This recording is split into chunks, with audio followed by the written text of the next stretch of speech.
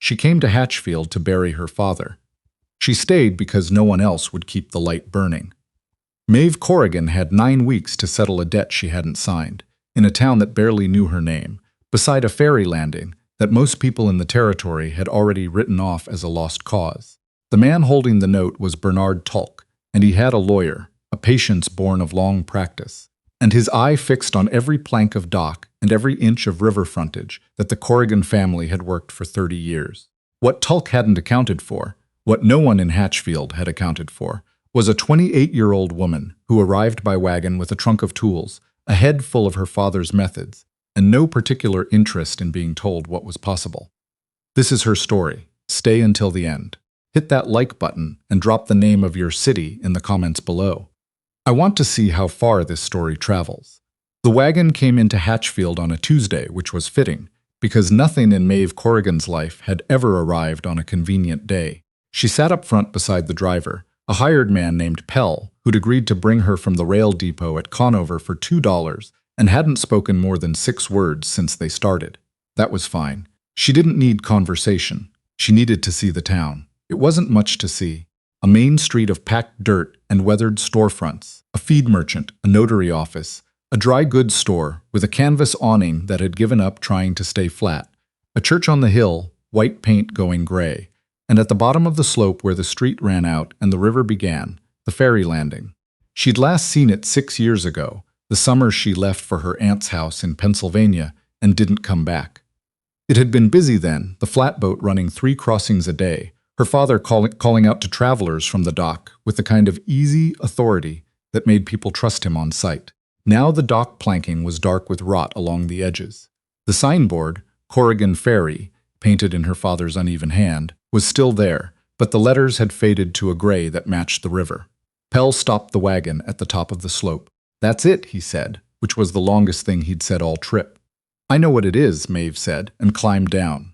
Her father, Douglas Corrigan, had died 6 weeks earlier.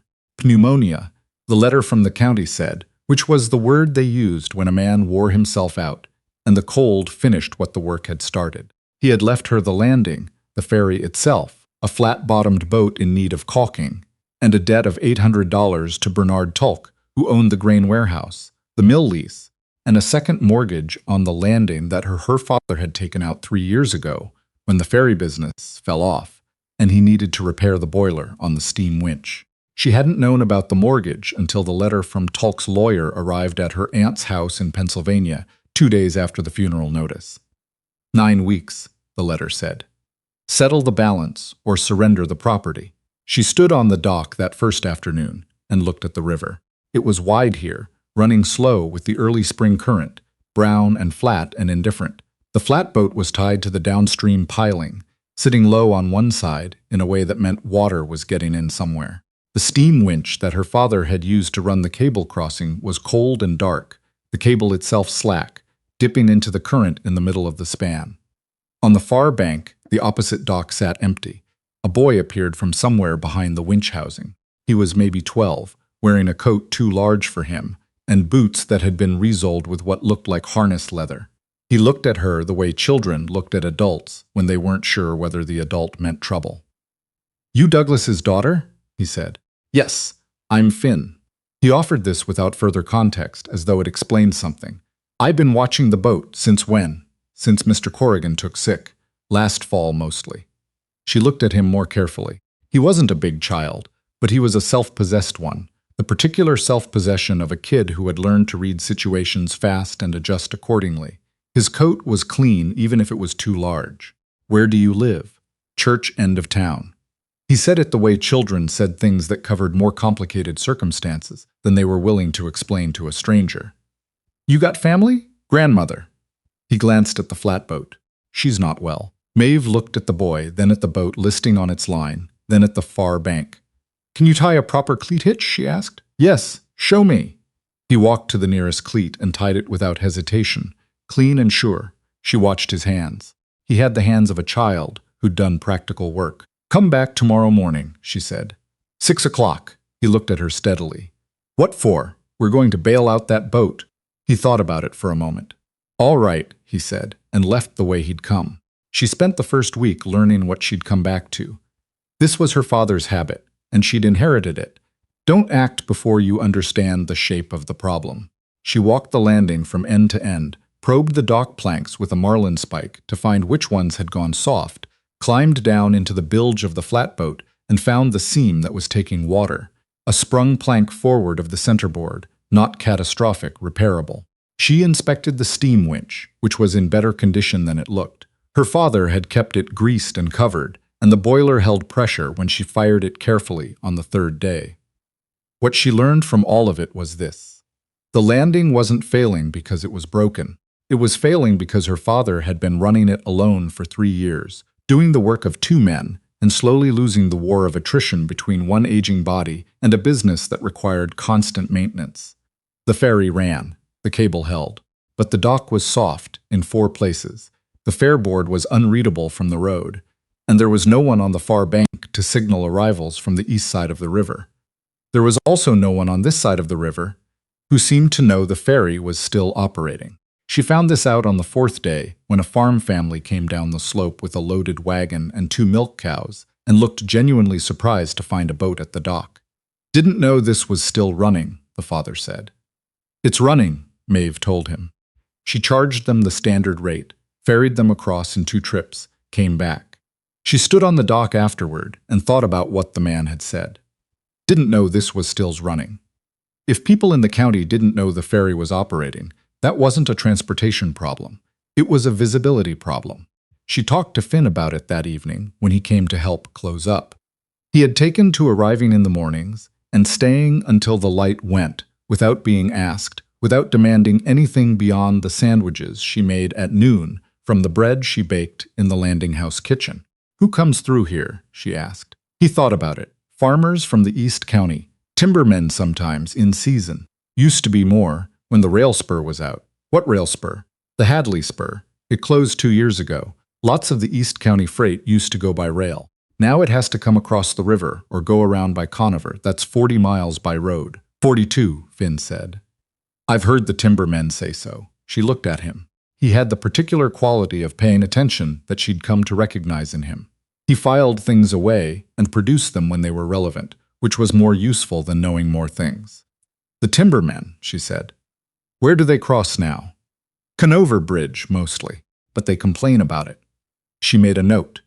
The note led to a conversation with a timber foreman named Caswell Pride the following Monday, when she walked the 3 miles to the logging camp on the east side of the ridge and introduced herself. Caswell Pride was a wide-shouldered man with a gray beard cut close and the permanent squint of a man who spent his days judging distances in bad light. He looked at her the way men in this territory looked at women who showed up where they weren't expected, not hostile, not welcoming, just recalibrating. Your father's operation, he said. Mine now. He sat back in his camp chair and looked at her. I heard Douglas Corrigan died 6 weeks ago. I'm sorry for it. He was a straight man. Yes, she said. He was. Now I need to know whether you can use the ferry. Caswell Pride was quiet for a moment. He looked at a map tacked to the plank wall of the camp office. Depends on whether it can handle a load. What's your heaviest load? 12-foot logs, 2 span of horses, 3 men. Call it 800 pounds on the platform. The boat's rated for 1,000. I'll have the dock repaired before you'd need it. He looked at her. How many crossings a week? As many as you need. I'll arrange a morning signal from the east bank so you're not waiting. He was quiet again, not stalling, she could tell. Working through it honestly. The Conover Bridge route adds 4 hours to the haul, he said finally. I know. What's your rate? She told him. It was the standard rate, the same her father had charged. He didn't negotiate, which told her the price was fair, and he'd already been thinking about the ferry as an option. Let me talk to the camp manager, he said. Come back Thursday. She came back Thursday. He had an answer. The camp would use the Corrigan ferry for the timber haul, 3 crossings per week, starting when the dock repair was complete. She shook his hand and walked back to the landing with the particular feeling of a thing that had been uncertain becoming certain. It wasn't enough on its own. She knew that. 3 crossings a week from the timber camp was good money, but it didn't solve the full problem of $800 in 9, now 7, weeks. She needed the regular trade back, the farm families and merchants and travelers who had stopped using the ferry because they no longer thought of it as an option. She fixed the fare board first, repainted it herself, black letters on whiteboard, large enough to read from the road. Corrigan Ferry, river crossing, safe and reliable. She nailed it to a post at the top of the slope, where it caught the eye of anyone coming down from the main street. Then she fixed the dock. This was the harder work. She pulled the soft planks herself, working from a borrowed sawhorse, replaced them with the good oak stock she found in her father's storage shed. He'd been hoarding it for exactly this purpose, she realized, just waiting until he had the help or the energy to use it. Finn worked alongside her, carrying planks, holding the other end of the measuring line, handing tools when she needed them without being asked. He was useful in the precise way that a child was useful when they paid attention. He didn't know everything yet, but he watched what she did and remembered it. On the third day of dock work, a woman came down from the main street and stood at the top of the slope watching them.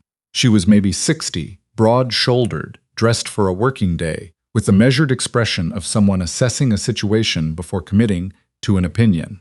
"You're Douglas's girl," she said. "I am. I'm Nettie Brask. I run the dry goods." She came down the slope with the careful step of a woman who knew exactly which footing was good and which wasn't. She looked at the planks they were laying. She looked at the fare board. She looked at Finn, who looked back at her without expression. "Is this boy your help?" she said. "He is. Does he eat?" "At noon," Maeve said. Nettie Brask made a sound that could have meant several things and went back up the slope. 30 minutes later, she came back down with a covered plate and set it on the dock post without comment. Finn looked at it. He looked at Maeve. "Go ahead," Maeve said. He ate. Nettie Brask stood on the dock and watched the river. "Bernard Tulk is going to take this landing," she said. "It wasn't a question. Not if I pay him first," Maeve said. Nettie was quiet for a while. "Your father was a good man," she said. "He was bad with money and stubborn about getting help, but he was good." "I know. Both things can be true. I know that too." Nettie looked at her with the particular expression women sometimes used when they were deciding whether another woman was worth their time. Whatever she decided, she didn't announce it. She picked up the empty plate and went back up the slope. The next morning she came back with a second plate, and she sat on the dock post and talked while they worked. She talked about the town the way people talked about places they'd watched change slowly over years, with a mixture of affection and a particular tired frustration. Hatchfield had been a crossing town once, she said. The ferry made it a point on the map, a place where East County trade and West County merchants met. Then the Hadley rail spur went in, and the crossing traffic dropped off, and Tulk had started buying up the river frontage because he wanted to build a freight depot. And slowly, the town had stopped thinking of itself as a river town and started thinking of itself as a place that used to be something. "Tulk wants the landing for the depot site," Nettie said on the third morning. "He's been patient about it because your father was too stubborn to sell. But he's not going to be patient much longer." "He doesn't need to be patient," Maeve said. "He has the mortgage and the deadline." "Yes." Nettie watched Finn carry a plank end to end. "What's the boy's situation?" "He has a grandmother. She's not well. I know Opal Finch. She's been not well for 3 years. She paused. "He comes into the store sometimes. He's always got money, just enough, never more. I don't know where it comes from." Maeve set her hammer down. "He watches the boat," she said. "He's been watching it since my father took sick." Nettie was quiet for a moment. "Nobody paid him for that, no. Then he did it because it needed doing." She said it in the tone of a woman who recognized that quality and considered it significant. She stood up. "I'll bring lunch at noon," she said, and left. That was how Nettie Brask became the first person Maeve told about the timber contract. She came in one afternoon to the dry goods store to buy oakum for the caulking, and Nettie asked, and she told her, and Nettie listened the way she listened to everything, without interrupting, without immediately offering an opinion, just letting the whole thing arrive before she responded. "That's a start," Nettie said when she'd finished. "It's not enough." "No." She folded her hands on the counter. "What else? I need the regular trade back. The farm families, the merchants who ship east. The farm families stopped using the ferry because they didn't think it was running. The merchants stopped because Tulk told them the crossing wasn't reliable." She said this without particular emotion, just a fact she'd been carrying for a while. "He's been saying so for 2 years. Maeve set the oakum on the counter. "Is it true?" "It was, some. Your father missed crossings when he was sick. But Tulk didn't wait to see if it got better. He started talking the moment the first crossing was missed. She absorbed this. Is he wrong about the depot? Would it bring more trade? Nettie considered this honestly. Maybe, in 10 years, if the freight routes change again. She looked at Maeve. What it would definitely do is put the ferry out of business and give him the river frontage. Maeve paid for the oakum. She was almost to the door when Nettie said, "There's a merchants' meeting Thursday. The 7 or 8 people who still run businesses on this street. I chair it." She paused. "You could come. Will they want me there?" "I don't know. But I want you there." She went. The meeting was in the back room of the notary office, which was the largest interior space available on the main street, and it was not particularly welcoming. The 7 merchants, the notary himself, a harness maker, the barber, a woman who ran the post office, 2 men Maeve didn't know the businesses of, and an elderly man who appeared to own the livery, were polite in the manner of people being polite to someone they hadn't decided about yet. Bernard Tulk was not there. He didn't attend the merchants' meetings, Nettie explained beforehand. He was represented by his interests, which everyone understood without being told. Maeve said what she'd said to Caswell Pride. "Here are the facts. Here is what I'm doing. Here is what I need. The timber contract, the dock repairs, the fair board, the plan to reestablish East County crossings." The notary, a spare man named Garvey, asked how long she'd been running a ferry. "I grew up on this one," she said. "I've been running boats since I was 12. That's not. It's what I have," she said. "If you want to know whether I can do the work, come down to the dock and watch me run a crossing. If you want to know whether the business is viable, look at the timber contract." She slid the single-page agreement across the table. "The route numbers are on the back." The room was quiet while Garvey read it. He passed it to the harness maker. It went around the table. The postmistress, a brisk woman named Ida Stroud, said, "What do you need from us?" "I need you to tell people the ferry is running," Maeve said. "If someone comes in to buy goods, and they're shipping east, tell them the Corrigan crossing is the fastest route. That's it. Just tell them." Ida Stroud looked at her for a moment, then made a note on the paper in front of her. Whether the note meant yes or something more neutral, Maeve couldn't tell, but she'd made it. She talked to Caswell Pride's camp cook after that, a broad-faced man named Sutton, who knew everyone in the East County from years of supply runs, and who listened to her with the same patient attention that she was starting to understand was the East County way, and then said he'd mention the ferry at the next supply exchange. She talked to the minister at the church on the hill, who announced the recommencement of Corrigan ferry service on the following Sunday, which she hadn't asked for but accepted as what it was, a gift from a man who had known her father. She did not announce things publicly. She moved from person to person the way her father had moved, the way she'd watched him work, quiet and specific, assuming that people were capable of making their own decisions when given good information. Finn noticed. He noticed everything. One evening after the last crossing of the day, when they were tying off the boat in the last light, he said, "You're talking to a lot of people." "Yes, why not put up a notice? A notice tells people something. A conversation asks them something." She coiled the bowline. "There's a difference." He thought about this. "What do you ask them? Whether they can use the ferry? Whether they know someone who can? And do they? Sometimes." She secured the coil, but even when they don't, they start thinking about whether they might. Finn was quiet for a moment. He had the quality of receiving an idea seriously, turning it over, not reacting until he'd actually thought about it. "My grandmother knows people in the East County," he said. "Her people are from over there." "I know." He looked at her. "How do you know?" Nettie Brask told me. He absorbed this without evident displeasure. "She talks to you." "Yes." He bent to untie a stern line that had gotten twisted. "She doesn't talk to most people." "I know," Maeve said. "I'm grateful for it." He finished the line and stood. He was looking at the river, at the cable running across in the dim light, the far dock a gray shape against the far bank. "Are we going to keep it?" he said. "Not accusatory. Just asking." "That's the plan," she said. He nodded once, the way he nodded when he'd processed something and filed it. He picked up the rope bucket and carried it to the winch house and put it away where it belonged.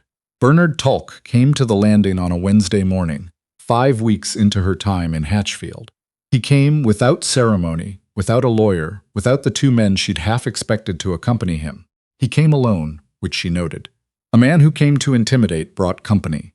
A man who came to see something for himself came alone. He was 60, compact, well-dressed in the manner of a man who thought of dress as an expression of position rather than personal taste. He walked down the slope to the dock at the deliberate pace of someone who was accustomed to being the most patient person in any conversation. Finn was unloading the morning supply run from the East Bank. He looked at Tulk without expression and kept working. "Miss Corrigan," Tulk said. "Mr. Tulk. I heard you had some activity down here. We've had crossings every day since the second week. Timber contract started Monday." He looked at the dock planking. He looked at the fair board. He looked at the boat tied clean and low and even in the water. "Your father mentioned you might come back," he said. After he was gone, she waited. "He said you were practical," Tulk said. He seemed to mean it as a compliment. "It was," she said. He looked at the boat again. 9 weeks is a short time to turn around a business that's been declining for 3 years. 7 weeks now. I've been here too. Something moved across his face. Not quite a smile, not quite the thing before it. "You've been keeping count, every day." He clasped his hands behind his back, looking at the river. "This landing would make a good depot site," he said. "Good water access, established freight presence, close to the road junction. I know what you want it for." "Then you know the offer still stands." "You made my father an offer. He didn't take it. Your father didn't have a mortgage." He said it without particular cruelty, just precision. "You do."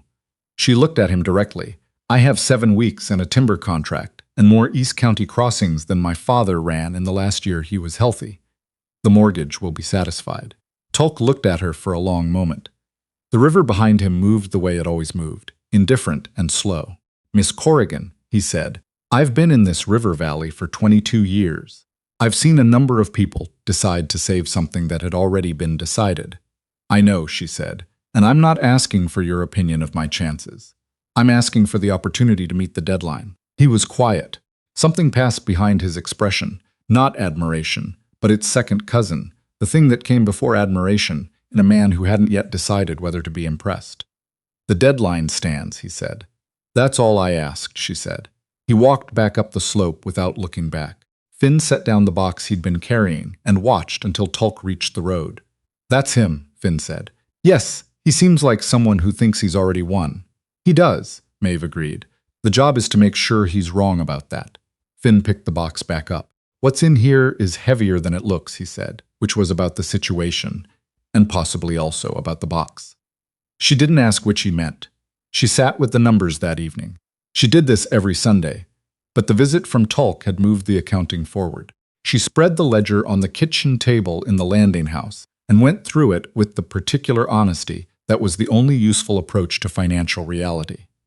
The timber crossings were good. The farm traffic was up.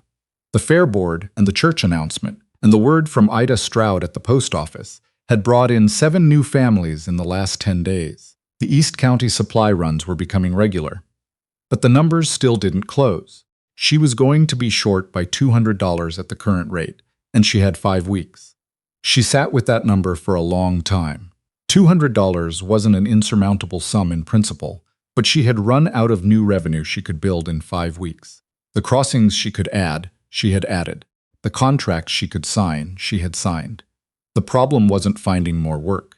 The problem was that there was a ceiling on what a single ferry crossing operation could earn in a month, unless the ceiling moved. She thought about what Nettie Brask had said. Hatchfield had been a crossing town once. It had been a place where East County trade and West County merchants met. Tulk had spent 2 years making people forget that. She thought about Finn and his grandmother's people on the east side of the river, and about Caswell Pride saying 42 miles by road to Conover, and about the supply camp cook Sutton, who knew everyone in the East County, and about the merchants' meeting and Ida Stroud's note on her paper. She thought about what a town was actually missing when it forgot it was a crossing town. She went to see Nettie Brask the next morning before the fair board had even caught its first light. Nettie opened the back door of the dry goods store at 6:15 with the equanimity of a woman who had been awake since 5 and was not surprised by much. She looked at Maeve standing on her back step. "Come in," she said. Maeve came in. She sat at the wooden table in the back room where Nettie did her accounts and her teas, and, apparently, received early visitors without comment. "I need to talk to you about something larger," Maeve said. Nettie put the kettle on. Go ahead. The ferry can't close the gap alone. Not in 5 weeks. She spread her hands on the table. But the gap isn't just about the ferry. What is it about? It's about the fact that the East County and the West County have been running separately for 2 years because Tolk decided the river was a barrier instead of a crossing. And nobody's gotten them back in the same room since. Nettie poured the tea without being asked. Go on. The East County supply camp orders from West County merchants who have to route everything through Conover. The West County timber buyers want East County logs that are taking 42 miles of extra road. The farm families on both sides have been paying Conover merchants because the Hatchfield road connection was severed. Yes, what if we put them back in the same room?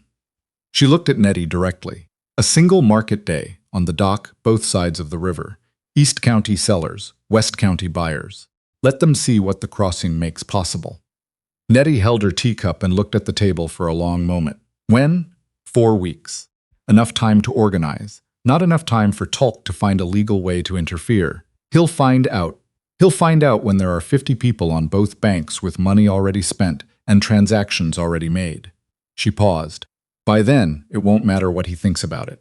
Nettie set down her cup. If it works, she said, it changes the shape of what Hatchfield is. Yes, and if it doesn't, then we've lost a morning and some flour. Maeve said it the way her father would have said it, flat and honest. But I don't think that's what happens. Nettie looked at her with the long considering expression that Maeve had come to understand meant she was not deciding whether to agree, but how. I'll talk to Ida Stroud, she said, and I'll write to the Hadley Merchants Association. I know the secretary. That's the East Side contact I needed, Maeve said. I know it is. Nettie stood and went for her writing paper. You'll need the dock extended for the market tables. Finn's uncle does carpentry. Nettie looked back at her. I didn't know Finn had an uncle. He didn't either until last week. He's on the East Bank. Finn found him when he started going over on the East County crossings. Something shifted in Nettie's expression that was quiet and didn't announce itself. Just a small rearrangement of her face in the direction of something that had been missing from it for a while. That's a good thing, she said. Yes, Maeve said. It is. The 3 weeks before the market day were the hardest physical work Maeve had done since the seasons she'd spent helping her aunt with the haymaking in Pennsylvania, and those seasons had nearly killed her. She ran crossings morning and afternoon, repaired a secondary mooring line that had chafed through, replaced 2 more dock planks that Finn found, going soft when he tested them with his heel. She coordinated with the East Bank merchants through letters that went back and forth on the timber crossings, confirming stalls and goods, and whether the market would have space for livestock. Finn managed the East Bank side of it with his uncle, a quiet man named Fen Finch, who appeared one Tuesday on the East Dock with a toolbox and a look of having decided something without making a public announcement of it. He built the market platform extension in 4 days, working with Finn in the early mornings before the crossing started. Maeve watched them from the winch house sometimes. The uncle and the nephew, one teaching and one learning, neither of them making a ceremony of the fact that they'd only just found each other. Tolk moved 2 weeks before the market day. It came as a letter, delivered by his lawyer's clerk to the landing house at 7 in the morning, which meant it had been sent early enough to make a point about the hour. The letter was formally worded, and full of terms she had to read twice to parse. The substance. Tolk had engaged a surveyor to re-examine the original property boundary of the Corrigan landing. He had reason to believe the East Dock, the one on the far bank, which had been built by her father 8 years ago, extended onto river frontage land that was registered to Tolk's freight company. If so, use of that dock constituted unauthorized occupation of his property and could be grounds for injunctive relief. She read it standing in the kitchen. Finn watched her from the doorway. What does it say? He asked. That Tolk is worried, she said. How can you tell? Because he's arguing about a dock he's never mentioned before, 2 weeks before a market day he didn't plan for. She folded the letter. A man who's confident he's going to win doesn't bother with this. A man who can see the ground shifting tries to move the ground. She took the letter to Nettie that afternoon. Nettie read it and said, Garvey, the notary? He surveyed this whole river frontage in 1884. He'll have the records. She handed the letter back. Go see him now. His afternoon is free on Thursdays. Garvey had the records. He was the kind of man who had all of his records, going back further than anyone expected, in boxes that were labeled in a handwriting too small to read without spectacles. He found the relevant survey in 11 minutes, which told her he'd been thinking about this possibility since the merchants' meeting. The East Dock sat on land registered to Douglas Corrigan's estate. Clear and documented, she took the information back to Tulk's lawyer, not Tulk, the lawyer. She sat across from a young man who was professionally neutral and read the counter documentation and said he would advise his client to withdraw the survey claim. It wasn't gracious. It wasn't meant to be. He was doing his job. "And the market day," she said. He straightened his papers. "My client has no legal grounds to prevent a commercial event on registered Corrigan property." "I know," she said. "I wanted to hear you say it." He looked at her over his papers with the expression of a man who had not expected to spend his Thursday afternoon being outmaneuvered by a woman in a canvas coat, and made a small adjustment in his estimation of the morning. She walked back to the landing in the late afternoon light, and Finn was there waiting with the news that the East County Merchants Association had confirmed 11 stalls for the market day, which was 4 more than she'd planned for and meant they needed another platform section, which meant Fen Finch would need to work Sunday. She went to ask him. He said yes before she'd finished asking. The morning of the market day, the river was flat and gray with early light, the way the river was in the hour before the sun got above the ridge. Maeve had been awake since 4. Finn had been there when she came downstairs, which no longer surprised her. He had the fire going and the coffee made, and he was sitting at the kitchen table with a piece of paper, working out the crossing schedule. "We need 6 crossings before 10, he said, based on the confirmations. 7, she said. Fenn's materials need to come over first. He changed the number on the paper. He didn't comment on the correction. He updated the schedule and handed it to her. She looked at it. It was a real schedule, properly thought through, the kind of document a person made when they understood the whole operation, rather than just their part of it. She looked at him, this child in his too large coat, working at her father's kitchen table in the pre-dawn dark, as if it were any morning and not the morning that would determine whether she kept the landing. "When did you learn to do this?" she said. "I've been watching you," he said, "and listening. You could run this schedule yourself." He looked at the paper. "Most of it," he said carefully. "I don't know the steam winch well enough yet." "Yet," she said. "Yet," he agreed. She poured the coffee. "We'll fix that next week," she said. The market opened at 8. By 9, the dock was full in a way it hadn't been full in years. Full in the way that places are full when something real is happening. Not the comfortable crowding of an ordinary busy day, but the louder, warmer fullness of people who had been given a reason to be somewhere together. The East County stalls were on the market platform extension Fen Finch had built. Timber samples, preserved goods, seed stock, a woman from the Hadley Valley who made woven baskets in patterns that stopped people in their tracks. The West County merchants had come down from the main street in a way that Maeve hadn't quite orchestrated.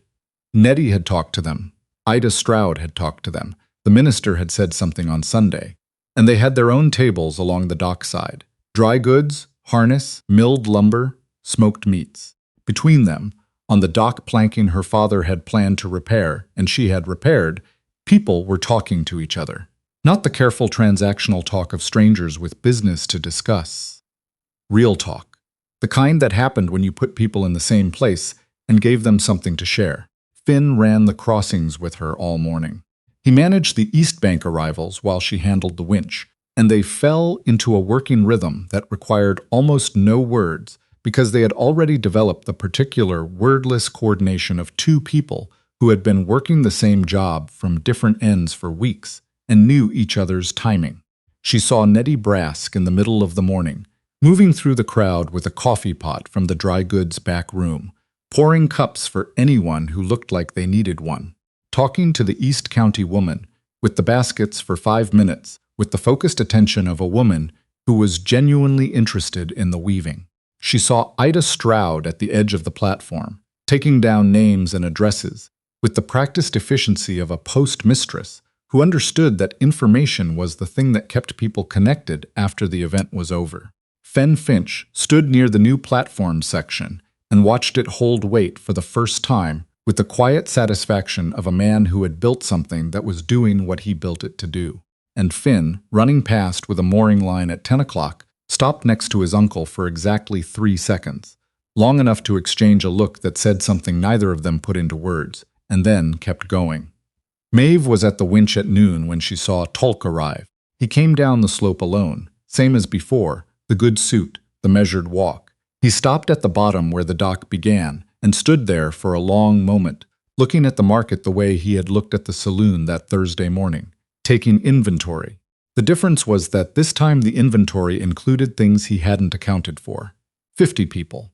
Both sides of the river represented. Money changing hands.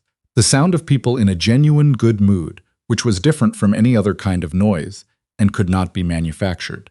Maeve watched him from the winch house. He stood there for several minutes. Then he walked to the edge of the dock, found a place that wasn't in anyone's way, and stood there watching. His face was the face of a man recalculating. She knew the expression because she had been making that expression herself for 9 weeks. Nettie found her at 2 o'clock. She came to the winch house and stood in the doorway with the coffee pot still in her hand and said, "Walk with me a minute." They walked to the end of the dock, away from the crowd. "I've been counting," Nettie said. "So have I. The merchants on the west side have done good business this morning, better than a normal Saturday. The East County families crossed with full wagons," Maeve said. "They came to spend." Nettie looked at the river. "There's a man named Calloway from the Hadley Valley, timber buyer. He came over this morning and talked to 3 West County lumber merchants for 40 minutes. She paused. "He's a regular route. East County timber, West County mills. He'd cross 3 times a week minimum. I know. I talked to him at 9. He asked if the ferry ran winter crossings. When ice doesn't close the channel, yes. My father ran until December most years." Nettie was quiet for a moment. She looked at the crowd on the dock. "I think you should say something," she said. "At the end of the day, when people are still here." Maeve looked at her. "What do you want me to say?" "The truth, about the deadline, about what this crossing means to the town." She paused. "And about what you need." Maeve was quiet. She had been thinking about this and not quite letting herself think about it, which was the position she got into when the next step was one that required trusting something she couldn't control. "They might not do anything," she said. "They might not," Nettie agreed, "but they should have the chance." She held Nettie's gaze for a long moment. "All right," she said. At 4 o'clock, the market was still going, the way good things sometimes kept going past their planned time, because nobody wanted to be the first to leave. Maeve moved to the center of the dock where both banks could see her and waited. The crowd noticed in the way crowds noticed, corner by corner, until it was mostly quiet and people were looking at her. She had her father's directness, if nothing else. "I'll keep it short," she said. Her voice carried over the water without effort. "Most of you know who I am, and most of you know why I came back to Hatchfield. My father left me this landing, and a debt against it. The deadline to settle that debt is 1 week from tomorrow. No one moved. The river moved. The dock planks held. At the current rate, I'll be short by a significant amount." She let that sit for a moment. "I'm not going to tell you what to do with that information. You're grown people. You understand what a deadline is." She reached into her coat and took out the landing ledger, not for dramatic effect, just because it was the document that mattered, and set it on the platform rail where people could see it was a real thing. "What I'll tell you is this. This crossing is the fastest route between East and West County. It's the only reason Hatchfield is a market town instead of a road junction. My father built it in 1872 and ran it for 30 years, and this morning is what it can still be if it stays open." She looked at the faces, the timber buyers, the East County farm women. Caswell Pride with his arms folded near the far edge. Nettie Brask holding her empty coffee pot. Ida Stroud with her list. Fen Finch, standing where Finn had left him, and Finn himself, 2 feet to the right, watching her the way he watched everything, completely. "Whatever you decide, I'm grateful for this morning. It's the best this dock has looked since my father's good years. I know that, and I know it took all of you to make it happen." She paused. "That's the truth of it." She stepped back. The silence lasted longer than she expected. Then Caswell Pride unfolded his arms and walked to the ledger and looked at the numbers without being invited to, the way a man looked at numbers he'd been mentally running for a while and wanted to confirm. He set down a fold of bills and said, in the voice of a man announcing a timber load weight, "Timber camps in." He said it to no one in particular, and to everyone in general. Calloway, the Hadley Valley buyer, moved next. He didn't make a speech about it. He just reached into his coat and walked to the rail and set down what he had and said, "I cross this river 3 times a week if the landing's open. That's the calculation." 3 seconds of silence. Then the East County woman with the baskets said something to the merchant beside her, and both of them moved. Then 2 farm wives from the West Bank moved at the same time, and one of them said to the other something that Maeve couldn't hear, and the other nodded. She stood at the end of the dock and watched it happen. Not with the feeling she'd expected, which was relief, but with something quieter. The particular feeling of a thing that had been uncertain becoming certain, the way a dock plank was uncertain until you drove the last nail, and then it was simply done. Nettie appeared at her elbow. She didn't say anything. She just stood there, which was the right thing, and Maeve was glad for it. Finn appeared on her other side. He was looking at the dock rail where the money was accumulating. "Is it enough?" he said. "I don't know yet," she said. "We have to count it." He nodded. He watched for a moment. Then he said, practically, "I'll get the tin." She counted the money at midnight. With Finn and Nettie at the kitchen table in the landing house, the lantern turned up full, the ledger open to the correct page. It took 40 minutes. When they finished, the 3 of them looked at the number Nettie had written at the bottom of the column in her careful hand. $831. Maeve put both hands flat on the table. She looked at the number. Finn looked at it. He looked at her. "That's over," he said, with the precision of a child who has understood arithmetic correctly and is reporting the result. 31 over, Nettie said. She set down her pencil and looked at the number the way a woman looked at something she had been working toward for a long time. Then she made a small sound that was not quite a laugh and not quite a sigh, and was both. Maeve looked at the tin, at the number, at the river visible through the kitchen window, dark and moving. She thought about 9 weeks ago in Pennsylvania, reading a lawyer's letter at her aunt's kitchen table, and doing the calculations that sent her back to a town she'd spent 6 years leaving behind. She thought about the listed flatboat, and the soft planks, and the fair board gray with rot. She thought about Finn at the dock before she'd even put her bags down, asking if she needed help, in the particular careful way of a child who'd learned not to ask directly for the things he needed. She thought about Nettie Brask with a plate of food and no explanation for it. She thought about Caswell Pride and the timber contract, and Fen Finch building a market platform at 6 in the morning because something needed building and he was there. She thought about what it meant to come back to a place and find that it had been waiting for someone to ask the right question of it. "Tomorrow morning," she said, "I take it to Tulk directly. Not the lawyer. Him." Nettie nodded. "I'll come no," Maeve said. Not harshly, just certain. "This is between me and Tulk." Nettie looked at her for a moment. Then she nodded once, the way she nodded when she accepted a thing she might have argued about in other circumstances. She was at Tulk's freight office at 8 in the morning. He was already there, which didn't surprise her. Men like Tulk kept hours that announced their seriousness. She set the tin on his desk and said, "Count it." He counted it the way he did everything, without hurry, without theater. When he finished, he looked at her. 831, he said. 31 over. He was quiet for a moment. He was looking at the tin, not at her. Then he looked at her. "The market yesterday," he said. "Yes. I've been buying and selling in this valley for 22 years, he said. "I know what a good market looks like." She waited. "That was a good market," he said. It wasn't an admission of defeat. It was a man reporting an observation he couldn't disagree with. She respected it for what it was. "I know," she said. He looked at the tin again. He wrote out the receipt with the same businesslike hand that his lawyer used, the same precise documentation, and slid it across the desk. She picked it up. She stood. She was almost to the door when she stopped. She turned back. "Mr. Tulk," she said. "The East Bank freight. The timber loads and the East County supplies that have been going 42 miles around because there was no reliable crossing. If the Corrigan Ferry runs reliable crossings, and it will, that freight moves through Hatchfield." He looked at her. "Your freight warehouse is on the West Bank Road," she said. "That's where it would want to be stored before it goes on to the regional routes." She paused. A crossing town and a freight depot aren't mutually exclusive. He was quiet for a long moment. Something moved in his expression that was slow and wouldn't show itself directly, the look of a man receiving an idea he hadn't originated and wasn't sure what to do with. "That's an interesting thing to propose to the man you just paid off," he said. "It's a practical thing," she said, "which is what I am." He looked at her.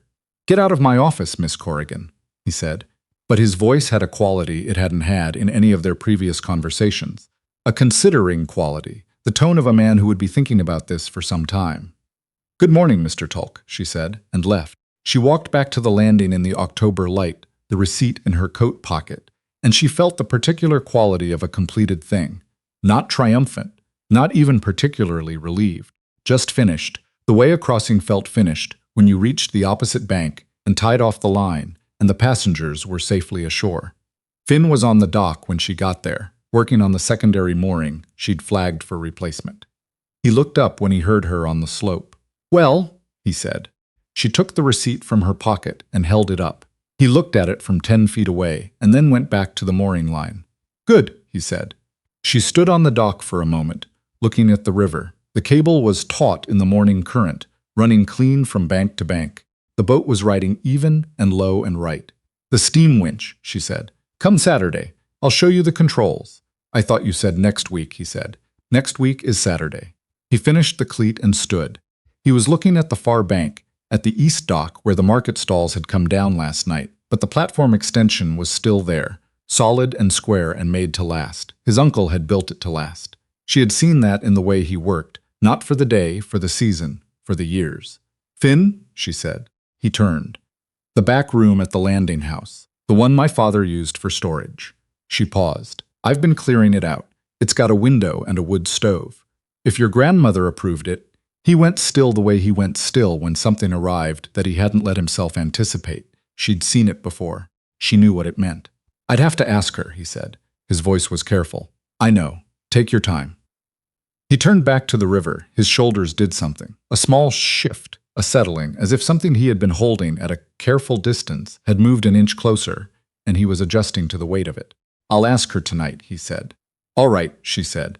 Nettie Brass came in that Friday, same as she had every Friday for weeks, earlier than the market traffic. She sat at the kitchen table in the landing house and accepted coffee, and looked at Maeve with the direct, settled expression of a woman who had run her own business for 30 years and recognized when something had been properly done. "I heard Tulk withdrew from the survey claim before you even saw him yesterday," she said. "His lawyer told him to," Maeve said. "His lawyer told him to because Garvey's survey records were unambiguous." She wrapped her hands around the cup. "Tulk's a smart man. He doesn't spend effort on losing arguments." Maeve sat across from her. "He's thinking about the freight depot," she said. "The East Bank freight through a Hatchfield crossing." Nettie looked at her over the cup. "You told him that?" "I suggested it, after he paid his mortgage off. It's a real proposal. If the crossing runs reliable, his depot benefits." Nettie was quiet for a moment. "You know, some people would have walked out of that office without saying another word. Some people would have," Maeve agreed. "I wanted to give him a reason to let the crossing exist in peace." Nettie looked at her coffee. "There's a difference," she said slowly, "between a man who's beaten and a man who's decided something isn't worth fighting over." "Yes, the second one's more useful." Nettie looked up at her. Something in her expression was warm and also contained, the way warmth was contained in a woman who didn't make a performance of it. "Your father would have liked that," she said. Maeve looked out the window at the river. The morning light was on the water, making it look more silver than brown. The cable ran across it clean and straight. "He was practical," she said. "He would have thought it was obvious." "Most good things are obvious," Nettie said, "once someone does them." The season turned toward November. The crossings continued. Fen Finch came twice a week to work on additional improvements that no one had formally hired him for, which was the East County way of saying he'd decided to be part of something. His nephew worked beside him on those mornings, and in the afternoons Finn took his place at the East Bank signal station, the small wooden post her father had built and she had repainted, that told passengers on the far side when the ferry was running. The market day became a first Saturday tradition. Not by announcement, just by return. The East County sellers came back because the West County buyers came back, and the West County buyers came back because the prices were right and the crossing was reliable, and Hatchfield was, for the first time in 2 years, worth coming to. On a Saturday morning in late November, Maeve found herself at the kitchen table before light, the same way she had found herself at this table every morning for 9 weeks, with the ledger and the coffee and the particular stillness of a day that hadn't started yet. She was not looking at the numbers. The numbers were fine. She was looking at the receipt from Tulk's office, which she had tacked to the wall above the table the morning she came back from paying him, because she had decided that the wall was the right place for it. She thought about 9 weeks. About arriving with a trunk and a deadline and no welcome, the way a plank arrived at a dock in need of nailing down. She thought about what her father had built here for 30 years, which was not just a crossing, but a reason for the two sides of the river to think of themselves as connected rather than opposite. She thought about what it had taken to remind them of that. It hadn't taken a miracle. It had taken the work her father had taught her, and a fair board, and a timber contract, and a boy who showed up at dawn without being asked, and a woman who brought food without explaining why. It had taken 50 people deciding in a single Saturday that a crossing town was worth the effort of being a crossing town. She believed this, that people, when given a genuine choice between a world that was smaller and one that was larger, chose the larger one. Not always, and not without difficulty, but mostly. Mostly, they chose the crossing over the long road around. Finn came downstairs at 4:30, same as always. He had his own room now, the back room with the window and the wood stove, and his grandmother had come to stay for the winter in the larger room that had been her father's, because the east bank was harder in the cold, and Fen Finch had suggested it, and no one had found a good argument against it. The landing house was, without any single announcement, a fuller place than it had been. "Fire's out," he said. "I know, I was going to let it go this morning." He looked at her. "We have the Saturday crossing at 7. We have time." He sat down across from her at the table. He looked at the ledger, which he could read as well as she could by now. He looked at the receipt on the wall. "What are you thinking about?" he said. She looked at the receipt, at the morning dark outside the window, at the river that was there even when you couldn't see it, that what could be done was more than I let myself believe when I arrived, she said. He thought about this, in the serious way he thought about things. Then he said, "The fire will catch faster if you use the oak kindling. It's behind the wood box. I know where the kindling is," she said. "I know you do," he said, and went to start it himself anyway, because it needed doing and he was there.